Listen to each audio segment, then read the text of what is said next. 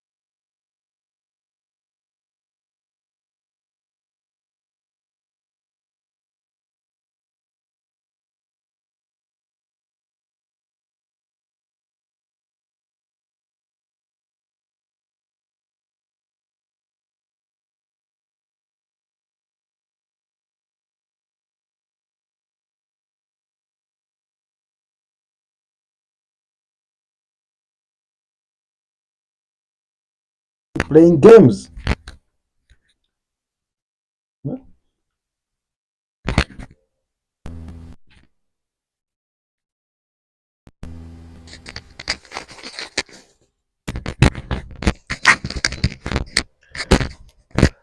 So, is that better now? Ernest Kavuta, good to see you, brother. Welcome again to the United Hotspot. I've got two microphones on now. This one has gone off. Let's Okay. This should be on. So yeah, let's get proper into it. I think the audio should be sorted now. I think it should be sorted now. My apologies. Why do these? I think I overused them and forget to check them. But yeah, we'll sort it. I think as we go on. I think I will sort them better. But I think it should be okay now, guys. It should be okay now. So yeah.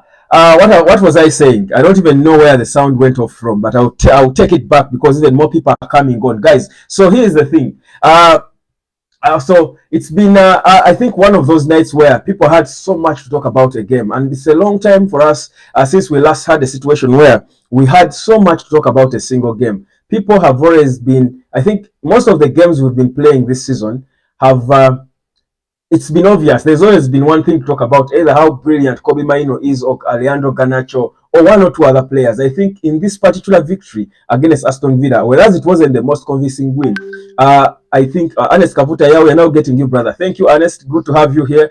Good morning. How is it going where you are? So I think, honestly, it's been a long time since we last had a game that gives us so much good stuff to talk about. And I think this is one of those. There is only one or two, a few bad things we can talk about in this game. For example, how we are sort of leaking through the middle, especially in the first half, and exposing Andrew Onana. But of course, it was also an opportunity for us to see him save us. I think we needed that for Andre Onana to win over hearts of people, of naysayers, of most of us who have been bashing him. We needed him to be exposed and get some tight shots and pull a save. Otherwise, it would be the same old, us shouting and hoping that in the summer we'll get another goalkeeper. So I think the game was a very important game for him to just transform his fate at United and give us more hope that actually it could be good. I feel sad that actually he didn't keep his clean sheet, because if he ever deserved to keep a clean sheet, that was the game. So for Luke Shaw, Erik Ten Hag has dropped an update. Luke Shaw he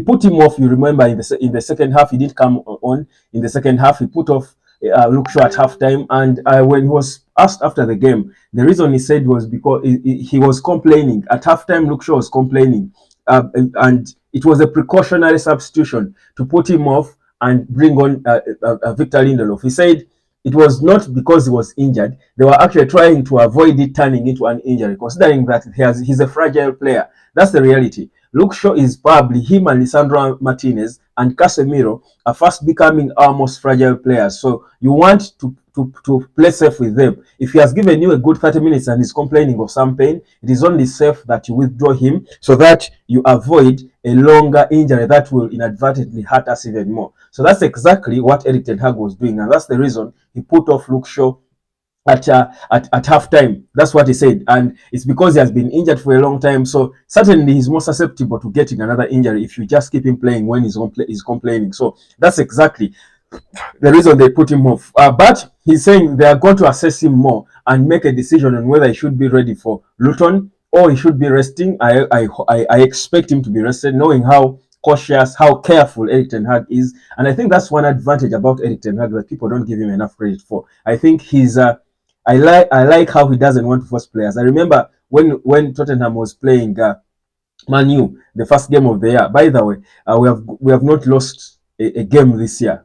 We have not, just in case you needed to be reminded. But the first game of the year against Spurs, which for me was not that convincing, but I remember Evans also was communicating with Erik Ten Hag for Lisandro Martinez to come on. Evans asked for that substitution because I think he has told his players, we need to be careful. If you feel you're not okay in any way, just please say it. We put you off. We would rather gamble with a backup player than lose you for a longer time, for a longer period because of injury, because most of these players have been too injured for so long. So it was a precaution, and that's why Victor Lindelof had to come on ahead in place of Luke Shaw. That's according to Erik Ten Hag. That's the update for you. Brian O'Willy, good morning, brother. Good morning, my guy. How is it going? How are you feeling? How was your night? I was saying before my sound went off, I was telling people, I don't know why, I thought I should be able to enjoy my sleep whenever United wins. But unfortunately, whenever we win a game of football, I lose my sleep. I fail to sleep. I slept nearly at 4 a.m. in the morning.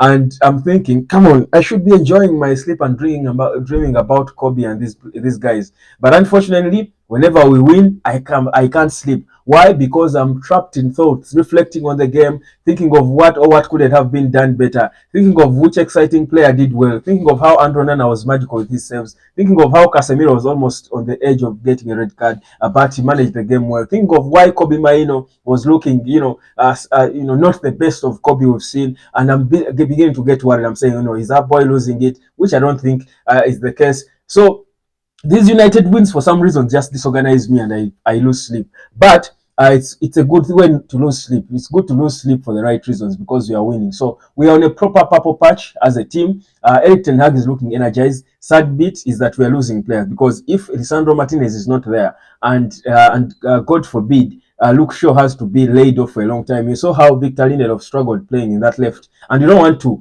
bash him because the guy is not really match fit yet. He has not played football for a long time. He only returned, I think, the last game, played a few minutes of the game. He's not fully match fit yet. So, and you can imagine him being not match fit, but returning to play in a left back position, which isn't his natural position, but against a hungry Aston Villa that was giving us a proper run for our money at some point in the game. So it is understandable why Victor Lindelof is struggling, and I don't want to see people bashing him. Honestly, right now, the situation we are in as United, I think you want to have a lot of positivity. Before, the worst players we had at United turned out to be our best players in the last game. Our worst players at some point were Andre Onana, Harry Maguire, and Diogo Dalot. And I'm repeating this because my sound went off at some point. I don't know whether at that time you had heard what I had said. So the guys, our three worst players before are turning out to be our best players now.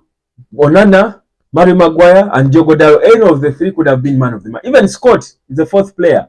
Even Scott McTominay at some point were saying sell Scott, until we realized that he's actually an impact player, better off the bench, and he also loved and appreciated that role, that the guys ahead of me are better, and he's coming on and putting in the work. And Erik Ten Hag is praising him for being exemplary and his attitude, because most players want to be starters, more so if you've tested the joy of starting, even put on the captain's armband against a team like Liverpool. So being relegated to the bench would probably take away a lot from certain players, but for Scott, that's not the case. He's always prepared and ready to give his best in every minute. These are the players we want to start Manchester United. This is the character we want to build in this club. You would see the character, the fight, the togetherness, the cohesion that was clear. That's a mark of a team that's returning again.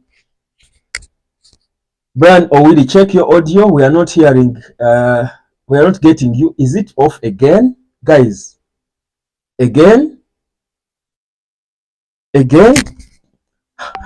It's off again. Who is bewitching me? Are these Arsenal supporters the ones doing this?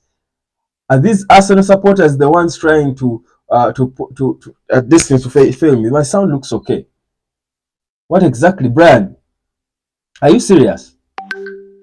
Are you serious? What is going on? What exactly? So,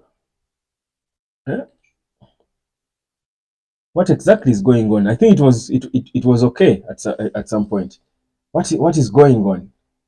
Why is my audio continuously playing bad games on me? This is not funny at all. This isn't funny. Stop it, you Arsenal chaps. Stop it. Stop it, you Arsenal haters. It is Arsenal haters doing this. It is these Arsenal haters doing this. What exactly is going on? No, the sound is on. It was okay. The sound is okay. The sound is okay. Come on, man. I think you are a bit. There is a delay, I think, in your video, but I'm getting you, brother. Okay, thank you. I think Brian, there is a delay in Brian's video. That's why he was before I had corrected the sound. I think that's where I had reached. But it gets better, Brian. Stick on, stick with that. It was off for a minute, for a short while, but it is on now. I can see it here. So let's get proper back into the talk. So yeah, I think we are in that position where we need a lot of positivity, because you can see, and Diogo Dalot was saying this after the game, that you can see the fans, it's beginning to come back. We are playing with the team. We are chanting Maino songs. We are chanting Onana. We are seeing Dalot playing Dalot football. We are beginning to feel like a team.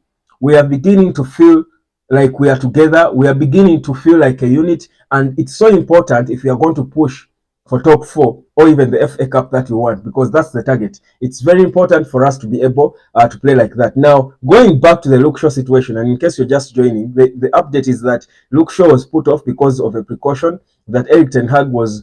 Luke Shaw complained at halftime of some, discomfort, and she chose to take the risk and put him off so that he avoids the worst that could happen, which would see perhaps him turning into an injury again, and we see him laid off for a long time. So you can imagine how you all know how Onana,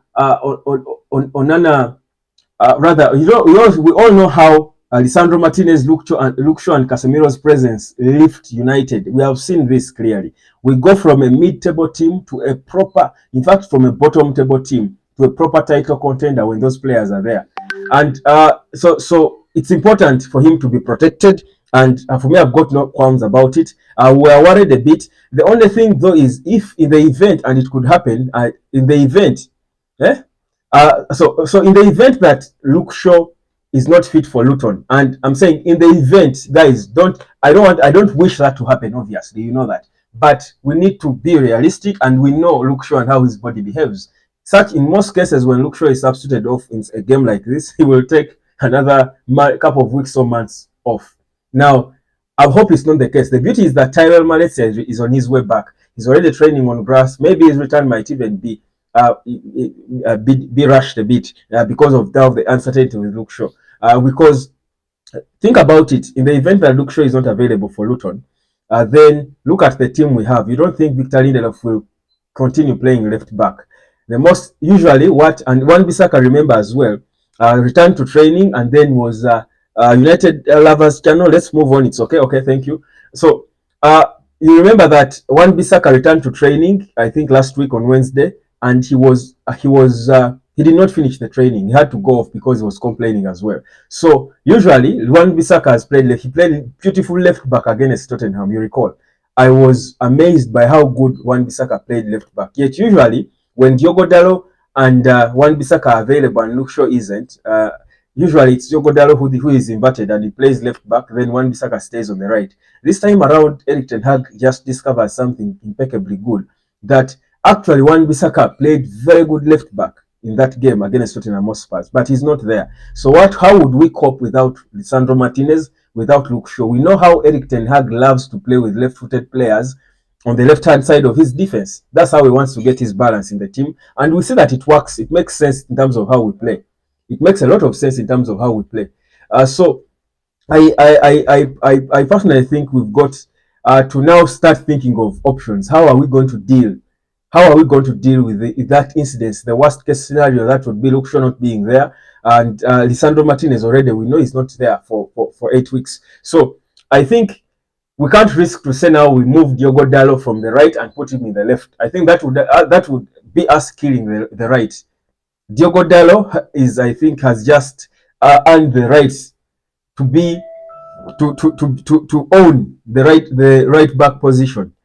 Dalot has just earned the right to own the right back position. There is no doubt about that. Switching him on the left would be us going back. I think Dalot and Garnacho have managed to resurrect the right back. You saw the cross he swung in for Scott McTominay's goal. He has improved in his crosses.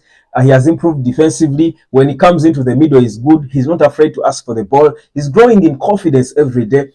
Diogo Dalot, by the way, can play many positions. I've learned. In fact, Diogo Dalot reminds me of John O'Shea. If you recall, I don't know how old are you guys watching. If you've watched football back then, if you remember John O'Shea, who was our free role player. He was our there's always Sir Alex Ferguson always wanted to have that player, that mobile player he could deploy to play anywhere. Sir Alex Ferguson has always wanted to have such players. So Diogo Dalot for me has been that player. He's growing into that player. He's improving every day. Even Erik Ten Hag was praising him after that game. He's improving every day, and you love to see it. So we cannot say that we can invert Dalot like it were the case before. When Luke Shaw is not there, we cannot say we are going to invert Dalot. We would be killing the right wing. That is our most exciting wing. So for me, that's the no-go area. Clearly, Victor Lindelof has not looked like he's comfortable yet. Maybe within this week he can improve, but he has not looked like he's comfortable enough yet to play left back. So that's where again the questions would come in. Are we then going to resort to Sofian Amrabat? Because remember when Amrabat had just joined, he was playing left back, but his left back was sort of the Dalot right back where he keeps cutting in the middle, keeps coming into the middle, and he actually looked comfortable. In fact, if you ask me, I think if you ask me, Amrabat's best football at Manchester United, where those first football at United was him playing left back when we had those so many injuries when he has just arrived. That's when we saw the best football from Sofian Amrabat. For me, that's the honest truth. So are we then going to go back to that? Then again, this is us going back into these stopgap measures, that these short solutions, because we need to face it, guys. We need to be real. The reality is, it is highly likely that Luke Shaw might not be fully fit for Luton. It's highly likely. It's possible. We know that's how his body behaves. That's what we've been used to. That's exactly what we've been used to. So for me, my thinking is we need to look for a solution. So are we going to? I would rather, instead of having Victor Lindelof playing left back, I would rather we play Amrabat there. I would rather have Amrabat play on the left, have the two central defenders, Varane and Maguire, man of the match, Diogo Dalot on the right, and then balance the middle. This is the place where, for me, this is where I get big issues with Erik Ten Hag, and most people who are open-minded will see this. Whereas Manchester United is an attacking team, whereas we are an attacking team, we need to respect the fact that the Premier League opponents today are very difficult. They are confident. They will come back at you. You cannot just keep attacking and opening yourself up. You saw what we are doing. If Aston Villa were a little more clinical, we could have drawn this game or probably even lost it. We could have drawn this game or probably even lost it, because we expose ourselves too much in the middle because of the fascination with attacking. It is good, and I'm not saying we shouldn't attack, but Erik Ten Hag has got to find a balance. He's still struggling a bit with it. Because, first of all, when Lisandro Martinez is not there, our centre-backs, Varane and Maguire, are not good in 1v1 situations. They are not good 1v1. Varane was before, but he's no longer, because he's aging, obviously. Lisandro Martinez is perfect. He's impeccable in 1v1s. Wan-Bissaka on the right is. I think Diogo Dalot is proving to be. Wan-Bissaka is the best 1v1 defender probably in global football, if you ask me. But these centre-backs of ours, whenever we open ourselves up in the middle and we expose them, Andre Onana will have a lot of work to do. And we are going to keep dissing the guy every day, even when he has proven that he's a good goalkeeper. Because of how Erik Ten Hag usually wants to play with a single pivot, even when he pretends on paper to have two holding midfielders, when we go into the game, you realize that one of the holding midfielders will always, be committed up top most of the time. So he's already thinking about attacking. Yet I think our wings have been active enough to give us good opportunities to score goals. But also, we've got players like Bruno, even Casemiro himself, Kobe Mainoo himself, can initiate attacks from behind. They are good with long passes. They are good long distance passers. We've got players who give us width, like Marcus Rashford is good at stretching the pitch, extremely good at it. So is Garnacho. So we do not really actually need to have midfielders commit a lot up top. Just you play your one number 10, let him discipline holding midfielders. That's how we are going to be competitive and have balanced games. That's how we are not going to struggle to win games. I'm afraid, whereas we are winning games and we love it, we are still winning games on the ledge. We are still struggling to win games because we expose ourselves too much in the middle. And it's not because we cannot cover those, we cannot tighten it up. It's because of how Erik Ten Hag wants us to play. It's not a bad way, it's the entertaining way, but in the Premier League, these teams will come at you. Premier League is end-to-end. Teams are direct, they're aggressive, they see one pinhole like this, create one hole like this. These teams will destroy you. One hole like this, one gap, create one pinhole for them. They will destroy you. And Onana will have a lot of work to do. For me, that's the issue. I've got with Erik Ten Hag. So and I've keep saying this almost every day, every after game, even when we win. For me, what Erik Ten Hag has got to do now to improve this team so that we do not have the pressure. I know people at some point had lost the faith in us, had lost hope that we are going to win this game. What Erik Ten Hag has got to do is play two blocking midfielders. Casemiro blocking on the left. Have your, okay, he wants Maino. Let Maino block on the right. Because me, I want Maino up more advanced. I would rather put Bruno to block there. But because Bruno can still initiate things from deep. But okay, let's assume it's Kobe. Let Kobe block on one side of the pitch. Let Casemiro block on the other side. And let them be there. Let them be disciplined. That will mean they will have less ground to cover, less work to do, but they will be able to tame any approaches at these defenders. Now remember, and this is so because you know that your defenders are not good in 1v1 situations. The more you expose them, the more they are going to be beaten, and Onana will have more to deal with.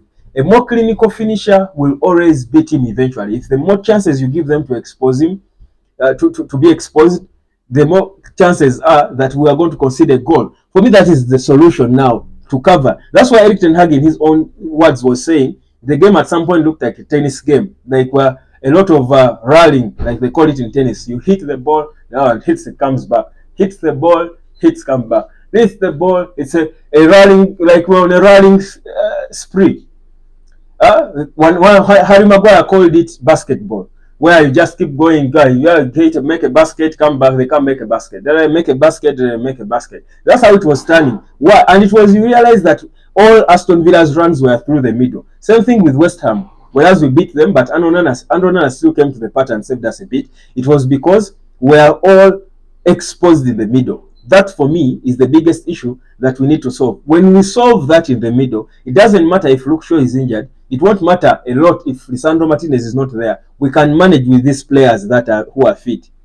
We can manage because the weakness of United now is in the middle. We create so many gaps in the middle. When we go into the attack, we are easily brought back on the counter, but also at times we make the wrong decisions in terms of switching, and when it comes to the counters, we keep making the wrong decisions. And what Erik Ten Hag doesn't realize is the more he keeps making Kobe Mainu, Casemiro, and Bruno play like that, he's making them tired because they are going to end. They should be the starting midfielders in all games. There is no doubt about that. Unfortunately, they have to be the ones playing. They are the best midfielders we have. But the way he's making them play is going to make them tired. And at some point, they will capitulate, and then that will mean one thing: goals galore against us. So for me, the game management has got to improve that way. I think that's how we need to improve. Those are areas we need to improve. When we do that, it won't matter how we play, who we have in which position. The template will be solid. Just keep the middle solid. Stop allowing guys to come at you through the middle. Fred Kabaya is saying good morning, bro. Good morning, Fred. Thank you so much for coming through.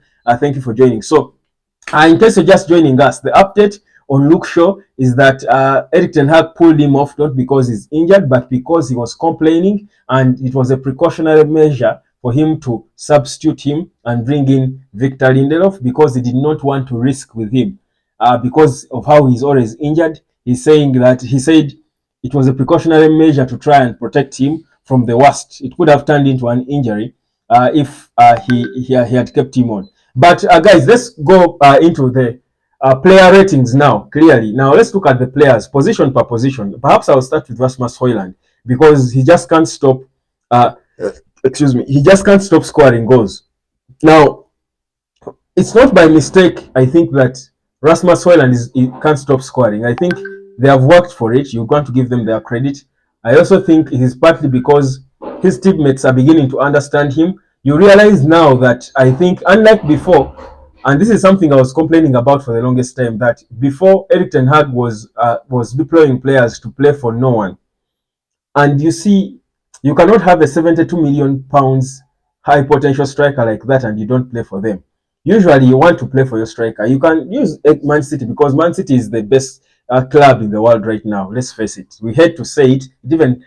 I need even to drink something. It feels bitter when I say it. I needed to sip that, but unfortunately, how it's the bitter truth. But even when you watch Man City play, with all the players they have, they will still play for Erling Haaland. And when they play for him, they get the goals. The last game is another classic example of that. Against Everton, when they struggled, they were not finding him until they had to bring on their man, Kevin De Bruyne. They are now turning into Kevin De Bruyne FC. And that's he the one who located him for him to score for them. The thing is, if you have a striker you trust and you know how good they are, you've got to play for them. Sir Alex Ferguson would even tell his players, "We play one game, you're not playing for a strike for Robin van Persie." He will summon a meeting and give everyone theirs. Their hair dryer treatment if he has to. But he would make it clear, we've got a striker who we bought to score goals. If you give him the ball and he scores goals, you are going to win the league. If you give him the ball and he scores goals, we are going to win the league. And that's exactly what happened, because in the first games, these Wayne Rooney's and all these traditional United players were being babies and trying and refusing to give Van Persie the ball because he came from Arsenal and they were not for him. They didn't feel him. He wasn't a part of them. Until Sir Alex Ferguson, after one game of their selfishness, calls them in a meeting, tells them, if you don't pass the ball to Van Persie, I will either bench your asses forever, or I will sell you if I have to. The next games, I think no one gave Van Persie more assists than Wayne Rooney. Of his 58 goals he scored in the 105 games he played for United, I don't think anyone gave him more balls than Wayne Rooney. Just after that one meeting Ferguson had. When you have a good striker, and Rasmus Hojlund has shown us that he has got attributes of Van Persie in terms of finishing. Of course, he can get better. He's not up there, but he's left-footed first of all, but his instinct in front of goal is looking like it's good, but because he can be sharper and a better finisher. But he's only 21, just turned 21, but he has shown us that he's there.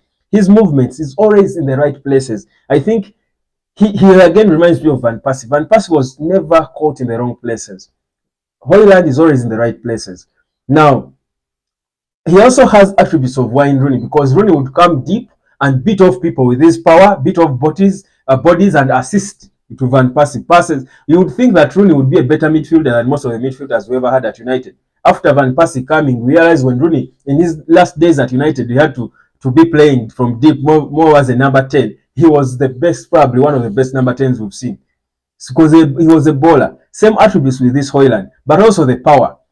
The power he has, but also the ability to sprint and run. So he has a balance of Van Persie, Wayne Rooney, and a bit of Van Nistelrooy. There is a goal he scored that reminded me of the Van Nistelrooy goal against Arsenal, I think, that famous Van Nistelrooy goal, where he gets the ball from deep towards the half line, and he just runs and beats his man and chips it past the goalkeeper. So this boy has got attributes of the stars, the best strikers we've had, and he's only 21. So if you don't play for him, you actually, you're causing them. That was the issue we had. You realize now that they have started as if beginning to underappreciate him, but also his character is making it easy for them. Well, he frowns a bit when they don't pass the ball to him, which you expect would happen. I think even if it were you and your teammates are not passing the ball to you like they were, I think I think he would frown like he used to whenever Garnacho would want to go for goal instead of passing the ball to him. Well, like Marcus Rashford did yesterday. There was a tight moment when Rashford struggled to beat off his men. He lost his balance, but instead of just sending the ball to Hojlund, who was in front of him, as there in front of him, he tried to force a shot in the far corner, and he missed his touch on the ball. So you would also frown at such things, but the reality is he has proven to them that even if you're not passing the ball to me, I can grind and get my own goals. And now it's up to you. You either give me the ball and we all win, and it's a victory for us, or you refuse and we suffer together. But the world will see that for me, I'm doing my work. Because even before he had started scoring goals in the Premier League, we are all saying this boy is not making a single wrong run. He's being let down by his teammates. So the reality is, when we start playing for someone, we've got a target man. Then, and I'm not saying all our goals should be scored by Hojlund, because what the target man does is he gives us direction in terms of how we play, but also he can be a facade that everyone then will start looking at them, and then Garnacho will turn up at one point and score. Rashford will turn up, Kobe Maino will turn up, because everyone is beginning to be focused on one man. So yes, for the most part, look for him. But if it is not scoring, he's creating a facade that will then allow the other players to also score. So you see now that it's beginning to make sense, and that's why these goals are coming. So in terms of attack, for me, I've got no reservations that we are going to keep scoring more goals, more goals, more goals. My only reservation is we are going to struggle to defend. Pikisa Herbert, hello Web, thank you for updating, bro. God bless you, brother. Web, but our game yesterday was worrying. When you compare what Arsenal play and the way we play, we don't dominate. It should be beyond the win, but also the performance overall. That's exactly what I'm saying. You're right. You're right. Fred Kabaya saying that's true. Players do not look for him. Yes, thank you. Mark Toom, let me first respond to you. You're extremely right that, and that's what I've been saying. I think you've just joined that. Whereas we are winning these games, I think the only game we won that did not feel like we are playing on the ledge was the game against West Ham, the 3-0. But Wolves and this particular one, even the Aston Villa, we do not want to start to win games or under pressure like that. It's not. Whereas this is sort of the United way. I think Alex Ferguson was famous for making us as fans, endure that. We had to endure that with Sir Alex Ferguson. That is how we used to win games with Sir Alex Ferguson, if you recall, in the last minutes. And I remember I was reading his book, his autobiography, and he said for him it was okay. It became a style for him because Sir Alex Ferguson believed the reason why we are winning games like that with Sir Alex Ferguson is because, and the players who played there, the Paul Scholes, the Ferdinands will say it, for Sir Alex Ferguson, it was attack and attack and attack. Just attack. Roy Keane will do the dirty work in the middle. For you, just attack. That's what Sir Alex Ferguson used to do. He would have good defenders who could be good in 1v1. And if they are coming at you, your approach was attack and attack and attack. That's why the Gary Nevilles were never the best defensive full left backs we had. Evra was solid. Of course, Evra had a special balance, both defensively and attacking. But you can see that Evra would keep overlapping like Shaw and attacking and crossing in balls. So, and that is a bit of the United way. And by the way, Erik Ten Hag has that bit of balance in how Sir Alex Ferguson used to do it. That for Sir Alex Ferguson, it was always attack and attack and attack. But you see, the thing is, the game has changed now. That by then, Sir Alex Ferguson would play like that when he's playing against most of the teams in the Premier League, but not against Arsenal and a few teams that were a bit direct and good that would come at him. He would have respect against some of these teams. But you see now the Premier League has changed, that the gaps between United and all the rest of the teams is not easy. All the 20 teams in the Premier League can beat you. They have got, they have improved. They have got players who can come back at you and beat you. So that's why you cannot go and attack them and attack them and attack them without any bit of respect. Before, we could go and attack Millwall all day and score 10, they score 2. And we beat them. Go and attack Man City all day, we score 8, they score 2. Go on a bad day, you go and at Arsenal, you attack them like that, it's a tight game, it's a 3-3 or a 4-3 loss. That's because that is how Sir Alex Ferguson, that was his philosophy. For him, it was go out there. He would tell the players in the dressing room, go out there and attack and attack and attack. When you score more goals than them, he knew he would concede because of how he was risking in terms of how he was playing. But he knew he would score more. Now, I don't think in this modern game, that's the way to coach. It's you see, even the fans who are used to that with Sir Alex Ferguson are complaining about it. It's putting us under pressure. You know why? Because the opponents, every game will be like that, and every opponent we face, even Luton, has the ability, will not be intimidated or bullied by us. They will have the confidence for us to attack them. They attack us, we score, they score. So imagine if we are like that every other day, every weekend, we're under that kind of pressure. With us, Sir Alex Ferguson, their opponents where that approach would just destroy the opponent. We go to them, first of all, it's United. You have Rooney, Cristiano Ronaldo, Van Nistelrooy. They are scared. We attack them, we score 4 goals, they can't respond because they are intimidated. Because the difference between us and them was day and night. With the teams we face today, it is tight. We are not so far ahead of any team. So we cannot go take that approach, or we need to respect every opponent today in the Premier League. These days, the game has changed. So that's why, like Maktoum says, we won, but we are winning under pressure. And it will be the same case if we continue playing like that. That's why I'm saying, to reduce that pressure, Erik Ten Hag has got to forget about playing a single pivot. A single pivot means a one holding midfielder sitting back, that Casemiro, and covering all this huge ground, hoping that before we concede, Kobe Maino will have run and tracked back to support him or Bruno. You realize that Maino was always a fraction of a second late. You realize that he would always be caught off guard. So Casemiro is left like a drop in the ocean. He's left alone in the middle, and by the time Maino is coming, or even Casemiro is trying to come and cover that ground, he either has to fall someone or it's too late and the shot is already at Onana's goal. For me, things have changed. All Premier League opponents today can also come back at you. They won't fear you. They won't respect you. That's why we've got to be cautious and disciplined the way we were against West Ham. Play two holding midfielders who will sit there and be patient. Then trust your number 10 to stay there. They don't have to track back a lot. Your number 10 can stay there. Yes, they can come in and track back in set pieces, in corners, in free kicks and all. But just if you have two holding midfielders blocking on this side and on the other side, you're firm enough in the middle. Because whenever these people try to come back, there is always two players waiting for them to shield the back line.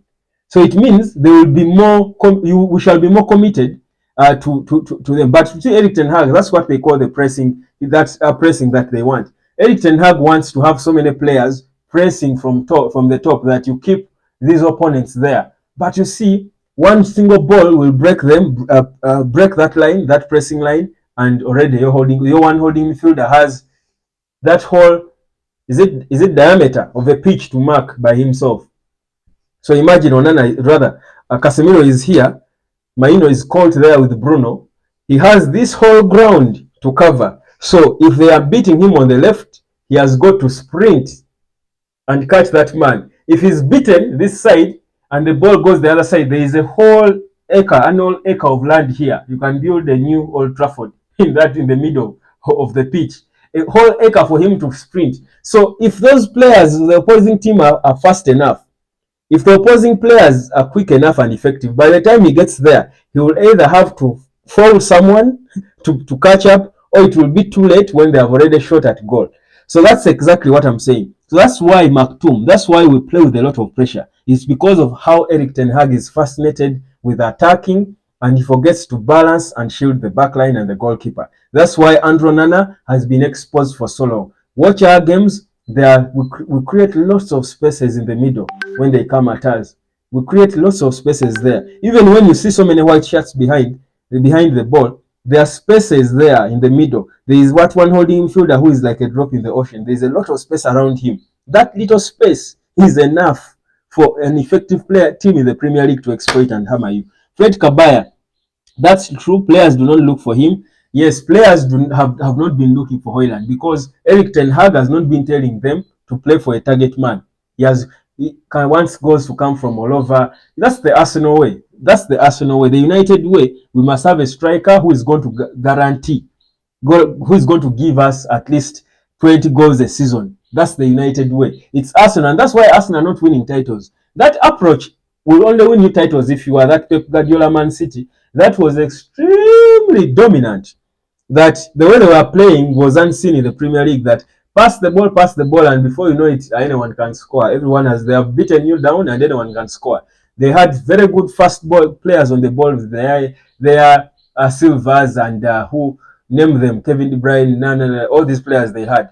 That way, they would win titles without a natural striker because, man, the way they were playing was just too much. But that's the one-off. There's only one team that even for them now, they can no longer do that. That's why they needed Erling Haaland. I remember when Pep was signing Erling Haaland, people were saying, but these guys, they already have players who can score goals. Why are they signing Haaland? You realize now why he's their most important player. They need him, and they have to play for him to score goals.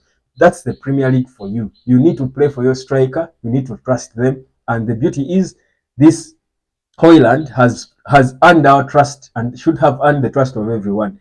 If we don't play for him, we are going to struggle. We are going to struggle, and we will struggle. Pikisa Habat, yesterday I was happy with Onana's performance. I wish he should continue his performance. We will not think about David De Gea. I think at this point we inevitably have to move on from David De Gea. I think Andre Onana has begun to calm down. The thing is, Onana's issues were too. He was exposed by what I've been explaining, that Erik Ten Hag's style just creates a lot of spaces in the middle, and the keeper is too exposed. That is one. But also, of course, the levels of the players, and that's what we mean by levels.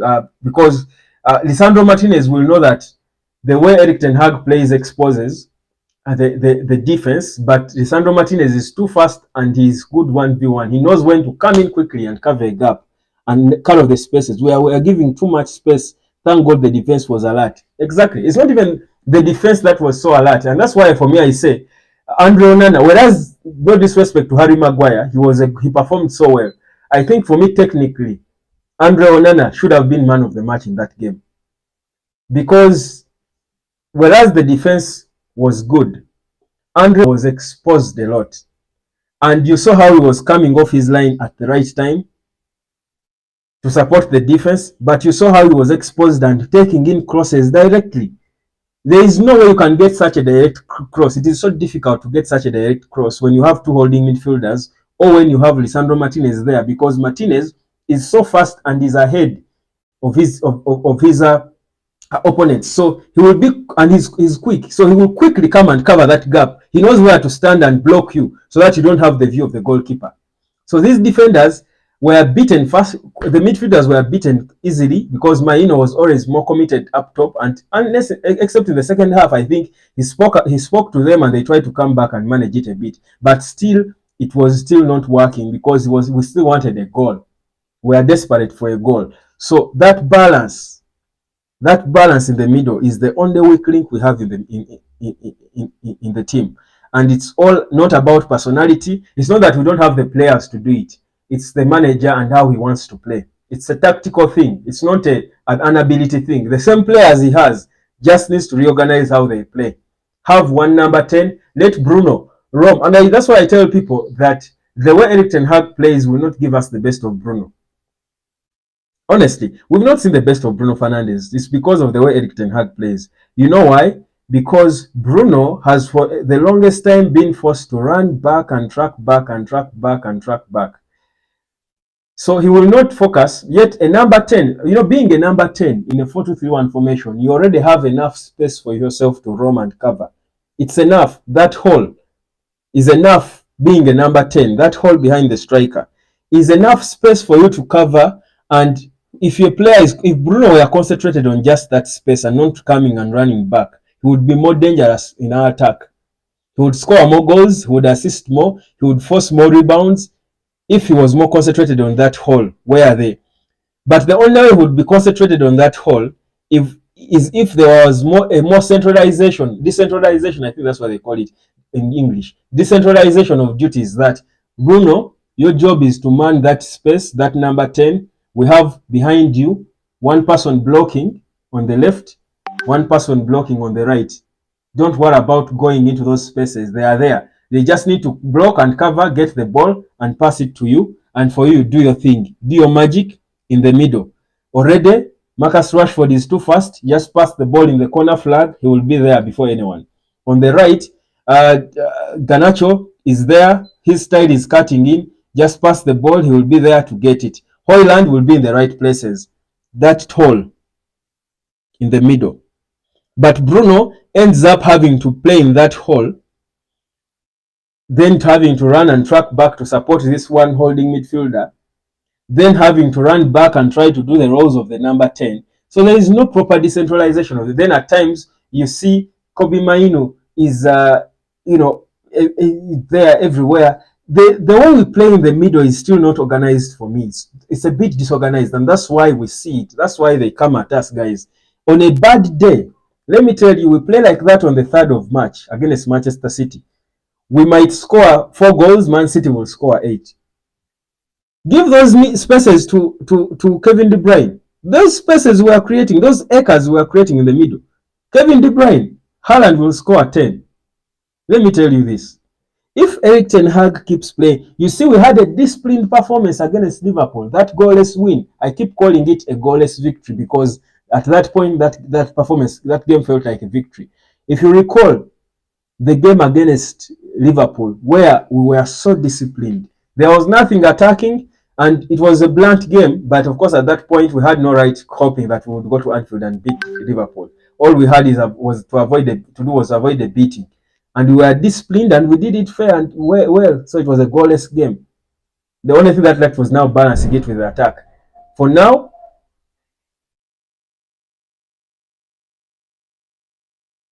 so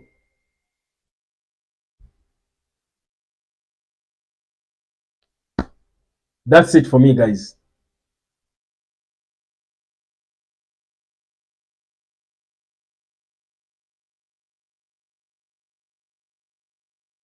So, guys, Steven Segal, we were giving them too much space. Thank God the defense was alert, yes. And the goalkeeper, most important, yes, Onana is improving without a shadow of a doubt. So 10 more minutes, guys. I think I've done most of the uh, explaining I wanted to do. Uh, I think the reality is, I think we, in terms of course, character, that game was a good test for our character. I think we passed that one. If it was a test of character, I think we passed it with flying colors, and we continue to. Of course, such games also help you build the character of your players, which I think is good.